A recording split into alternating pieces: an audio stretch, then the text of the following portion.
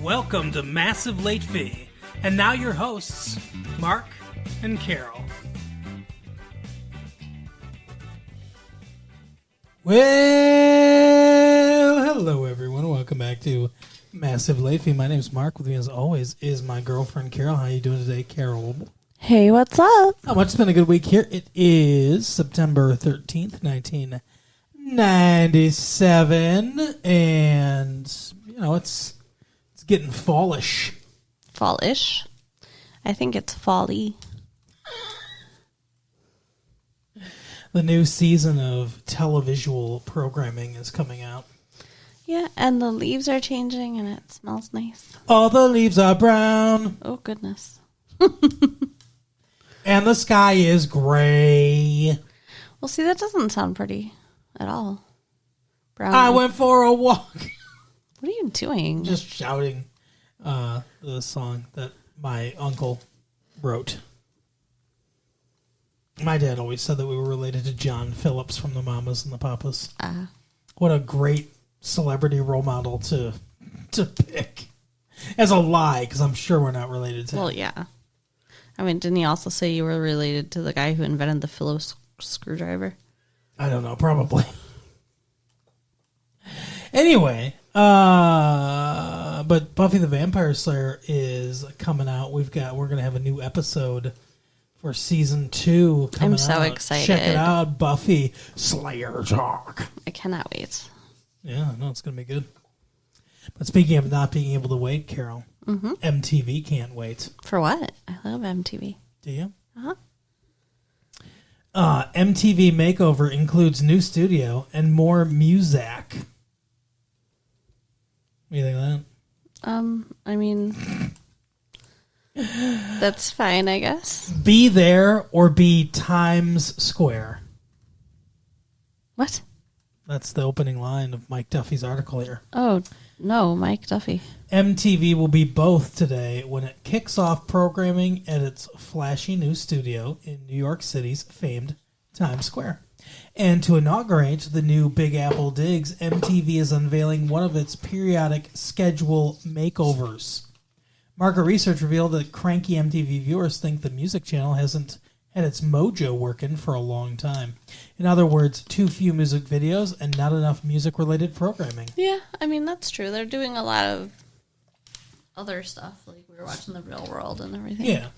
Sure, such original non-musical MTV shows such as The Real World, Singled Out with Jenny McCarthy. I've seen Singled Out. Yeah, I think I saw it. Road Rules, Daria, great show. I like Daria. And reruns of the cool teeny bopera, My So-Called Life. I loved that. Gave the network a signature MTV generation identity. But this year, MTV has been returning to its music-focused roots. And chunky MTV Chrome Dome Matt Pinfield, the everyman VJ, is getting more FaceTime. He'll host the Pinfield Suite, 1 to 2 p.m. Monday through Friday, a weekday afternoon video party taped on location in an offbeat assortment of New York City motel and hotel rooms. Pinfield will also hold forth the new weekly Boogaloo Zone, the Matrox, featuring a mix of new rock videos and interviews with various rock and roll personalities. In one non-musical addition to the schedule, Austin Stories, MTV's first fully scripted comedy series, sort of Friends with a Texas accent, debuts 10:30 on Wednesday. Other rock and roll newcomers to the MTV lineup: MTV Probe, MTV Live, 12 Angry Viewers, in which 12 opinionated viewers get to choose one new video to be added to the following week's MTV playlist. Okay. Interesting. Sounds stupid. Yeah. So that is MTV. MTV's changing things up. What do you think? I don't know. I really liked My So-Called Life, and Real World's pretty cool. And I feel like I like Singled Out. It's fun. I just like. I mean, yeah, I have music videos, but I don't think they necessarily have to add like a ton more music bullshit, which it sounds like is what they're doing. I'm not a big fan of Matt Pinfield. Yeah, just because it's music stuff doesn't mean I don't know. I think they should not try to, fix things that are not broken. I agree. More real world. Give us another season of My So-Called Life. How about that? Yeah. What the fuck's wrong with you? This Texas flavored Friends show. Who gives a fuck about that? What's it called? Austin something? Yeah, I want more Claire Danes. Yeah. And Jared Leto. Jared Leto. Yeah. French for the toe. You're so weird. What? You're just weird. Speaking of weird, Carol. Yeah. Before we get into the movie. Which was very weird. That we saw today. I've got some weird people looking for love. It's massive love, Carol. Yay. My favorite. Sharp, successful, sensual, suave. Single white male, 30. Spontaneous and smiling, seeks striking, shapely, sweet, stylish woman. See you soon. What do you think about this? Too much alliteration. Alliteration. I did not like it. I think he's a giant dork. It sounds like a Dr. Seuss right? ad. Well, and I mean, I don't know. When people build themselves up that much, it makes me not like them because then they just sound conceited. It's dumb too because sharp, successful, sensual, suave and sharp, basically the same thing. Single white male, 30. Spontaneous and smiling. I mean, it doesn't really tell us anything other than that the guy likes to make stupid poetry or whatever. Right. I'm sure he just picked adjectives that start with S. It's not like he was trying to really express who he is. Absolutely. And if who he is a guy who writes that, I'm not interested. I agree. How about this? This is under the heading Faithful Finder. Okay. Divorced white male, 39, 5'11", 150 pounds. This is a thin fucking dude. Looking for life mate, preferably petite and faithful. 18 to 30. That is a huge age range. Yeah, and he's 39. So he's willing to settle down with an 18-year-old, I guess. But that's somebody that's been burned before, right? Yeah. 18 to 30 and he's 39. Wow, he's kind of a lech. I don't like it. What do you think of 5'11", 150 pounds? Yeah, he's too skinny. He's a bone. That just was dirty. Okay. All right. But no, he sounds like someone that's been burned in the past by a cheater. For sure. Yeah, I mean, why else are you going to be, faithful? I think most people start out the relationship thinking it's going to be a faithful relationship. You would think so, yeah. How about this one? Speaking of faithful, attractive, curious, black female, 20, engaged, seeking same to explore with, must be discreet. What? You're seeking another They have to be engaged? They can't be married or single? They have to be engaged? Correct. They have to be engaged. And you're curious, bi-curious? Is that I what would we're assume, saying? yes. I mean, they're also looking for another black female who's right. 20. She's looking to fuck a mirror. Yeah, I don't like it. But she's engaged. Yeah. And she's... I mean, it'd be one thing if she was inviting the person to join them, but it sounds like she just wants to, No, she's being selfish. Yeah. She wants it all for herself. Another 20-year-old black female who's also engaged. She wants to ruin 2 marriages. I wonder if she means that or if she just worded it really poorly. I don't know. Because that's so specific. It is weird. very specific. Speaking of specific, Carol. Curious black female. Another bisexual. Okay. 18. So, sorry. So, child. She doesn't fit the criteria. She's not 20. Seeking black female 18 to 21 who is very clean, freaky, and feminine. Okay, very clean and freaky just do not mix together. Exactly. And feminine. Yeah, anyone can be feminine, but I guess, but when you're picturing somebody being freaky, that's not usually a feminine kind of freaky. Yeah, I guess that's true. A bi-curious freaky girl. I want to know what she's envisioning when she's writing this. Yeah. What do you mean by freaky, ma'am? And very clean. Like, not just clean, very clean. Peroxided. Like, they shower twice a day. Like, sometimes. The first layer of their skin is stripped away. Right? How about this one, Carol? Test your commitments! Exclamation point. Go on a date with me. Brown-skinned, single, black male, 27, student, independent, loves movies, jazz, quality time, seeks same in single female, race, age, open. What does that mean? Test your commitments. I don't know. Is he going to play a game with them? Maybe. Is he going to threaten their lives and stuff like that? Oh, you'd have to be crazy to do that stuff. Well, that would be Michael Douglas in this week's movie. The Game. The Game. It was so weird. I don't know. I don't know. Did you like it? I don't even know if I liked it. I think I liked it. It's hard to say. Hard to say if I liked it or not. This movie is so weird. Like, okay, it's about a guy who's like a, high billionaire. High billionaire? Well, like, he's like He's a billionaire that's high on drugs? I said millionaire. Oh, a high millionaire. Yeah, he's got $600 million. Oh, I believe they call that a multi-millionaire.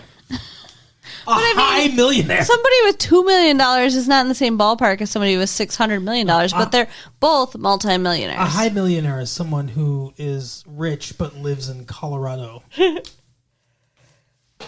They're high on a mountain. And drugs. So, this dude was born rich, obviously. Yeah, obviously he was. And the movie starts out... Michael Douglas was born rich, too. Is this a veiled story of his life? You think? I don't think. I mean, his dad didn't kill himself, so... No, Kirk Douglas is still alive. Please don't end up spitting on our equipment. Yeah, Kirk Douglas is still with us. Thank God. No, so, like, it's... The beginning of the movie was really weird and freaky. Like, he's, like, remembering being a kid and a birthday party with clowns that looked like the stuff of nightmares. Yeah. And then, was it, like, the same day that his dad killed himself? Like, I don't know. I mean, if you saw clowns like that, you'd probably kill yourself, too. But he sees his dad jump off the roof of their house and kill himself. I believe his dad killed himself on his son's birthday. Yeah. It's awful. Happy birthday, son. So, of course, he's fucked up. Who wouldn't be?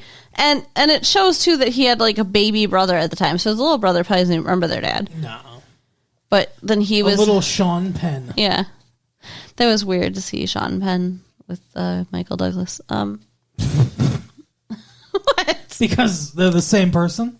No. It's like seeing Clark Kent and Superman together? I don't know. What are you talking about? I don't know. It just seemed like a weird pairing. Because they've never been in a movie together? Yeah, I guess. It'd be like if Michael Douglas started in a movie with Jim Carrey. No, that would be even weirder. That would be something.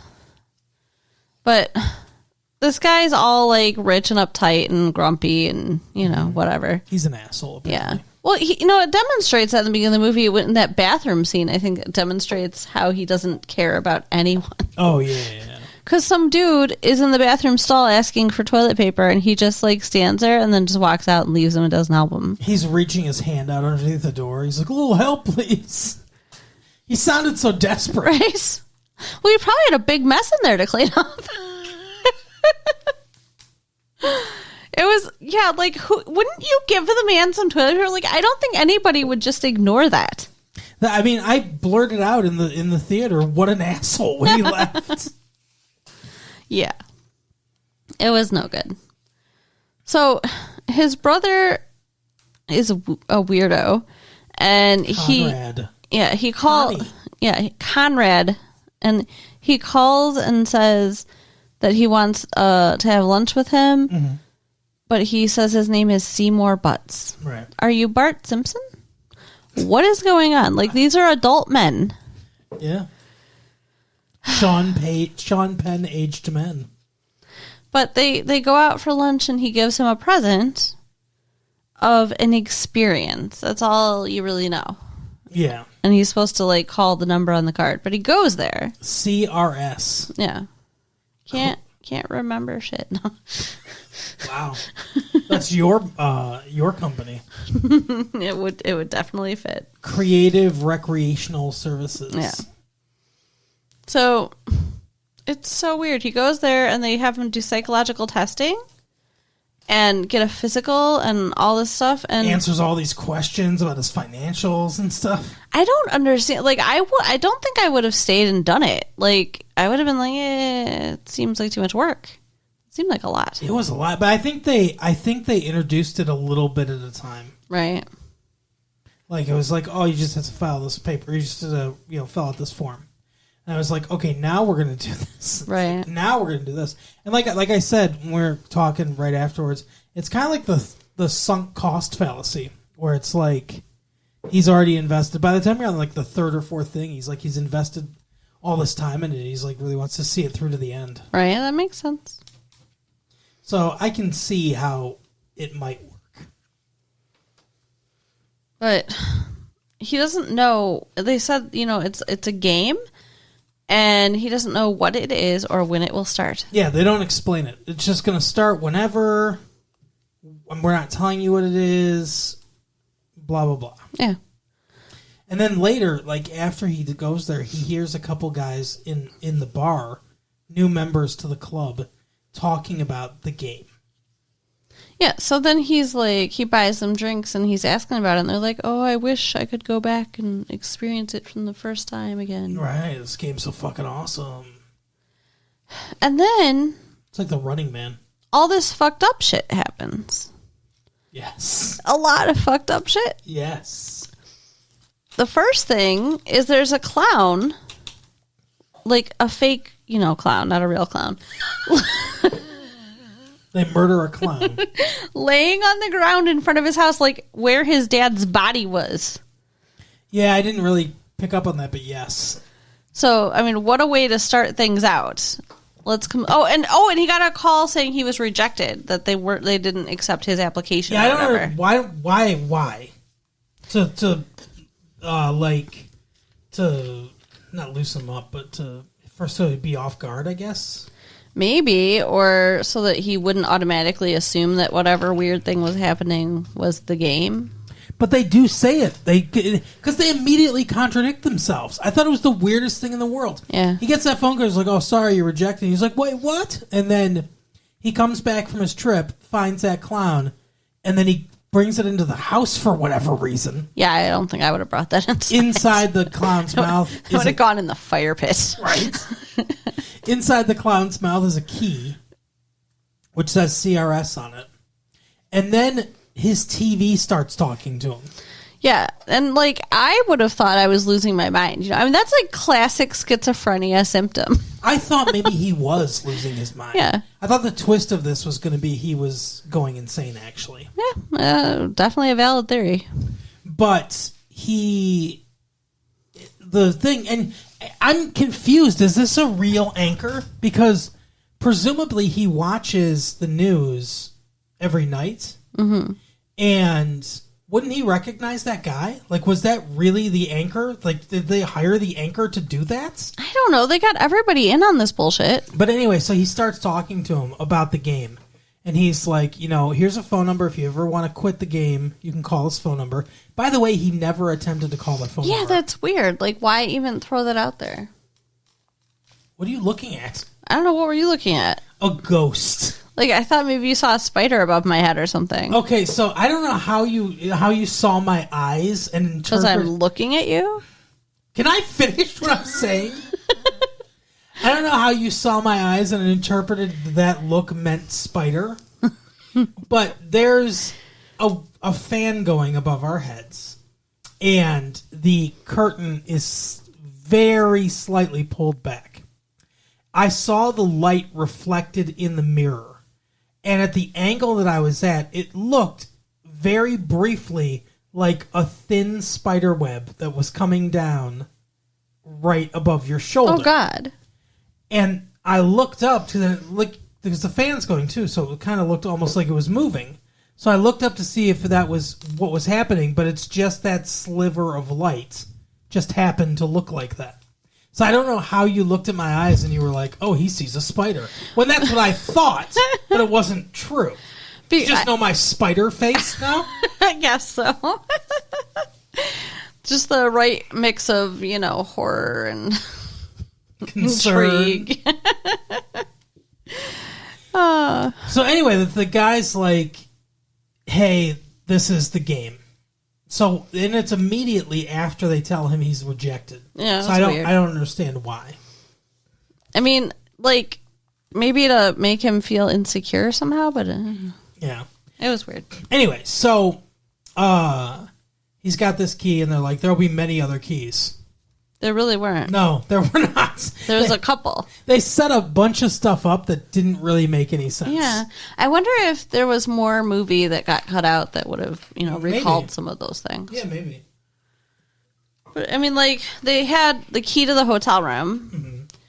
And I guess you could look at the window crank as a key to get out of the car. I suppose, yeah. And then there was the glove box full of keys. But that was like a red herring. And the one key he got in the beginning that he thought might open his briefcase didn't. And I don't think he ever used it to open anything. It worked the elevator. Oh, yeah. Okay. Yeah. It's funny how, like, he solved all these puzzles, like, immediately. Like, so many people, I think, playing this game would just fail and die. Oh, yeah. Or whatever. Yeah, I don't know how they... Okay, so, like, one of the things that happens... It caught, like... So, spoilers, obviously, for the movie. If you haven't watched the movie, go watch the movie, then listen to the rest of this. But, basically, I think Sean Penn has to be like God in order to predict all these different things happening in just the exact right order and way. Yeah, I don't think this movie is in any way realistic. No. But, like, one of the things that happens is at one point he gets into a cab. He's locked in the back of this cab. Right. And the cabbie just, like, I don't know, sticks something on the gas and rolls out of the car. First of all, that car was moving at a decent speed. That cabbie would have been very, very injured. Oh, I would think so, yeah. So I don't know how much money they paid him. I hope it was worth it. Right. The car goes into the lake. And he's locked back there. San Francisco Bay. And, like, lucky for him, he happens to be carrying around this crank. Like, I don't know that I would have had it with me. He got it in a fucking briefcase or something like that. Yeah. And he just had it in his jacket pocket and had the presence of mind to figure out to use it to open that window. Yeah. Like, other people might have just been freaking out and never got out and died because they wouldn't even occur to them because they just go into panic mode. Right. It doesn't make a lot of sense. A lot of stuff has to go right. Yeah. And then, what was the other... There was another time they tried to kill him. They tried to kill him a couple different ways, but... Yeah, they... well, I mean, they had him jump off a fucking apartment building into trash. Yeah. And then... That could have gone wrong in several ways. Oh, yeah. He could have misjudged his jump. And then they drug him at one point. And take him to Mexico. And leave him in a mausoleum, in a like, wooden coffin or something. Like, I thought he was in an attic.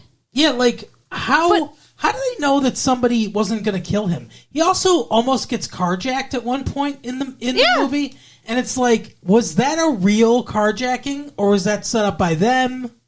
I think that might have been real, just by the way the guy reacted, because he's trying to carjack him, and he just picks up the gun and points it at the guy and says, "I'm very fragile right now." It was awesome.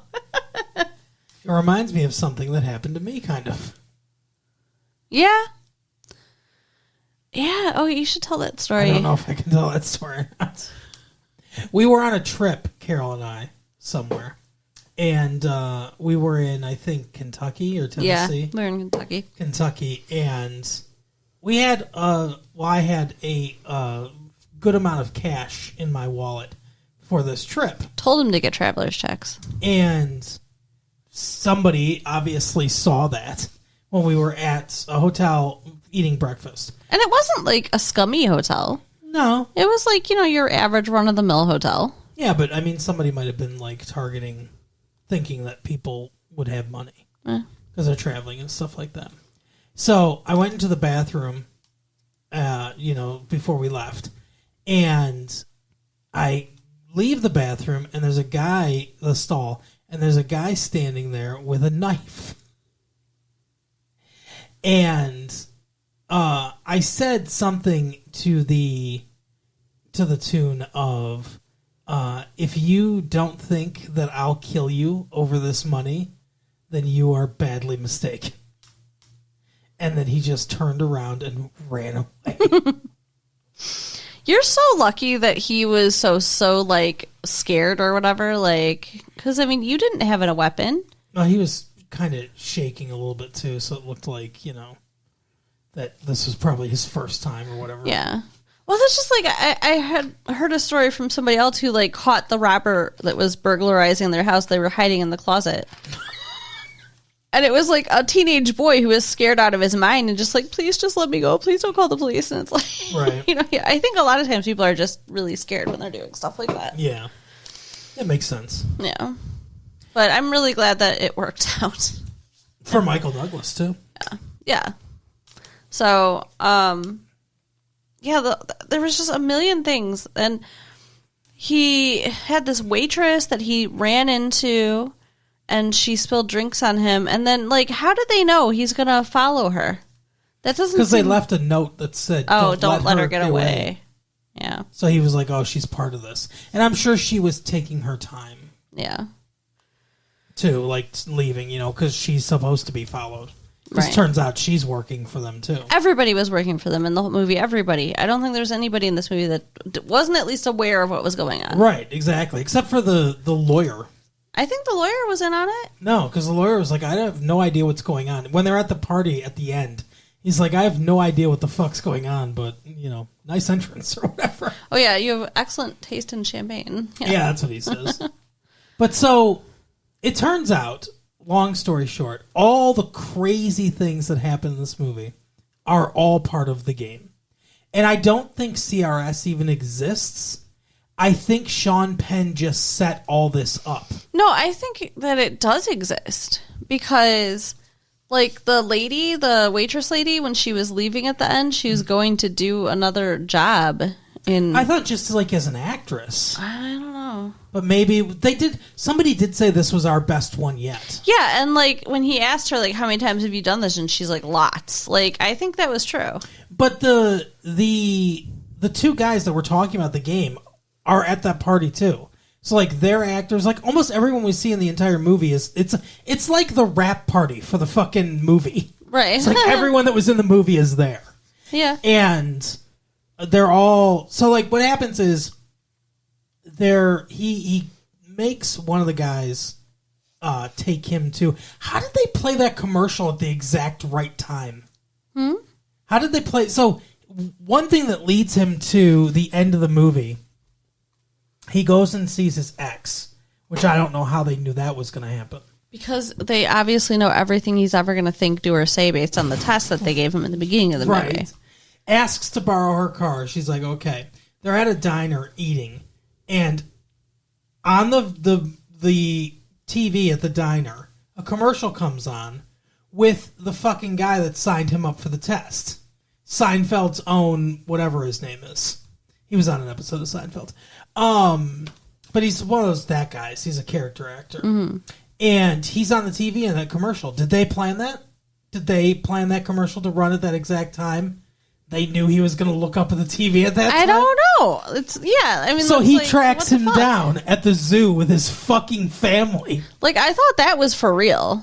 Holds him at gunpoint, makes him take him to the thing. No, because they had everything planned. They took him to the exact building that they wanted him to be. Yeah. So they take him there. All the people are there and everything. He finds that waitress who drugged him and took him to Mexico. How long was he? How powerful fucking sedative they gave him? Right? I mean, they're lucky that didn't kill him. And, drugging somebody, that can always go wrong. Yes, absolutely. So anyway, he leads her up to the roof. Don't know how they knew he was going to lead her there. Leads her up to the roof and is like, hey, I'll fucking kill you or whatever. And she's like, hey, that's not an automatic. And he's like, what are you talking about? The gun he's holding. And she said, the guard had an automatic gun. Where'd you get that gun? And she's like, that's a real gun. He's like, yeah, it's from my house. And she's like, well, we searched the house. Well, you missed this fucking gun, didn't you? And she's getting on the walkie-talkie. She's like, he's got a real gun. This is not a joke anymore. And she's like, look, it's all part of your party. The actor Sean Penn's behind the door. Conrad. With your brother. And... like it's all part of the experience, so you need to stop. And they open the door, and he shoots his brother right in the chest. And he thinks he killed his brother. So then he goes to the edge of the thing, jumps off the fucking roof, like his dad did, killed himself, flies through the glass, and into this giant fucking billowy cushion or whatever in the middle of this giant birthday party for him, because that was all still part of the game, and Sean Penn's fine, and they were all blanks or whatever, and then that's his birthday party. And afterwards, when he gets out, they've checked him, they made sure he's okay and everything.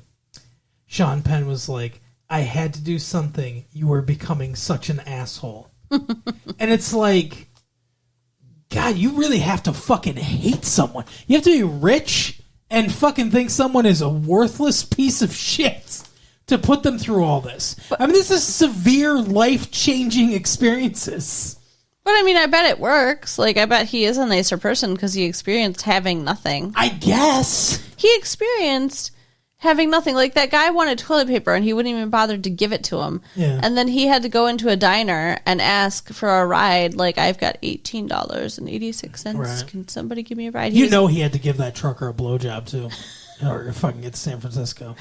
And, I mean, the rules of the road. Even before that, he was, like, hitchhiking. Like, yeah, I mean, like, he went through stuff that would definitely change him. Yeah, but, I mean, how do you do that and not come out pissed? Yeah, that I don't know. And how did they know? Okay, even if they magically knew he's going to jump off the roof, how do they know exactly where? Yeah, I don't know. I mean, it had to be precisely at that spot, and there's no way they could know. And his fucking dad killed himself in the same way.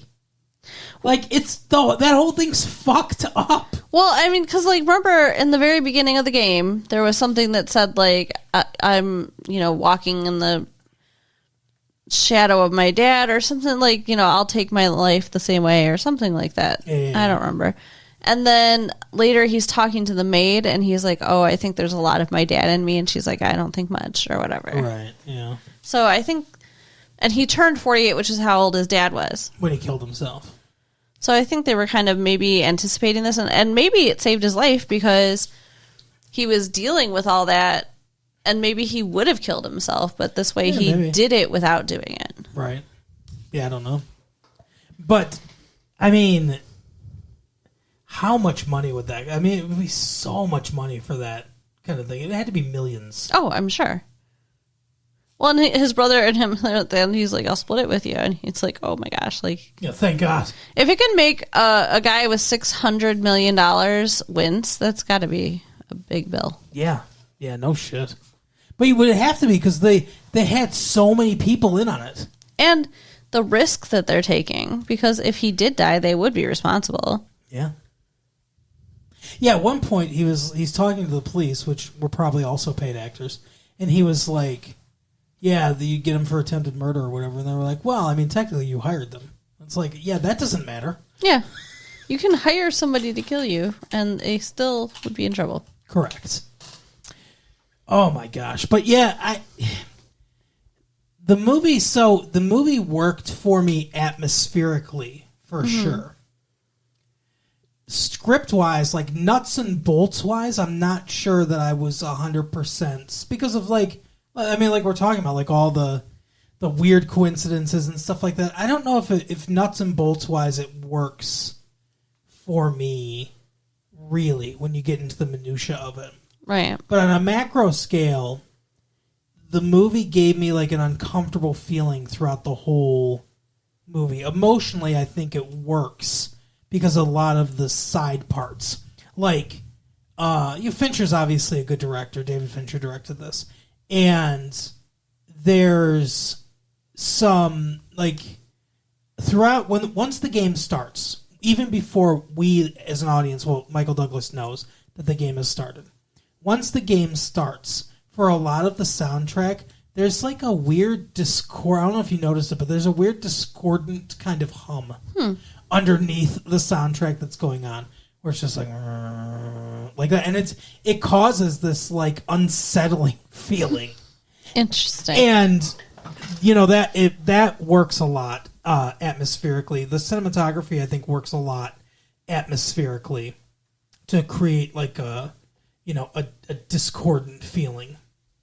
So a lot of that works really well on an emotional level, and a lot of the shots and the compositing work the same way. Like through a lot of different things, the way it's framed, it's very claustrophobic. Like two subjects are close in frame, and it feels like there's nowhere to run, kind of. But like I said, the actual what's happening in the movie, I don't know if that works as well for me. Yeah. As the other stuff.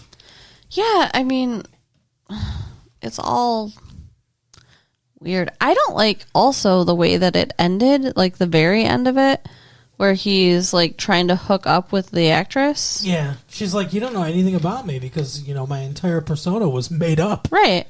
And he's like, yeah, that's true. And that's basically it. Like she's like, you want to have a cup of coffee with me at the airport? And that's the end of the fucking movie. She's going to Australia. Like, no. Just no. There was no need for that. It would have been better for him to be hanging out with his brother at the party than going after her. And he kisses his ex-wife on the lips. Yeah, well, she kissed him. In front of her new husband and their baby. Yeah. And she's pregnant. That's weird. Yeah, I didn't think that was very, very nice. I mean, it didn't seem like a sexual kiss. It seemed like an affectionate kiss. But I guess. They shared a moment in that thing before he started flipping out. Yeah, that's true. Where he basically apologized. And I guess that shows how he's changing too. He apologized for shutting her out and like being emotionally absent in their marriage and stuff like that. He's like, I realize why you left me now. So he's like, he is changing, which I guess is good. I mean, in the world of this movie, it all worked perfectly exactly the way it was supposed to. I don't think that it's in any way a realistic thing and you couldn't get away with it in real life. So when do we do this to Bill Gates? Right? He's the only one that can afford it. Him and Warren Buffett. Yeah, but he's not going to pay for it. No. He's not an idiot. Does he need it? I don't know. Does he? I think he does a lot of charity and stuff, so he's probably... Okay. I think if you were in a bathroom and you really needed toilet paper, I think Bill Gates would grab you a roll of toilet paper. Who knows? I would like to think so. But anyway, that is the episode for the week. Would you recommend the movie? Yeah, it was worth watching. It's weird and I don't know, just really weird. Yeah, it's the dude. This dude did Seven. We did that movie. Yeah. Fincher. He directed Seven. It's not as good as Seven. So he just does like big things, though. It seems like because this was a big thing too. I don't know what you mean by big things. Like Seven. Seven's like a really, lot of things like, that happened. Engrossing, movie. Thrillers. I mean, they're both thrillers. I would say. Yeah. There you go. But yeah.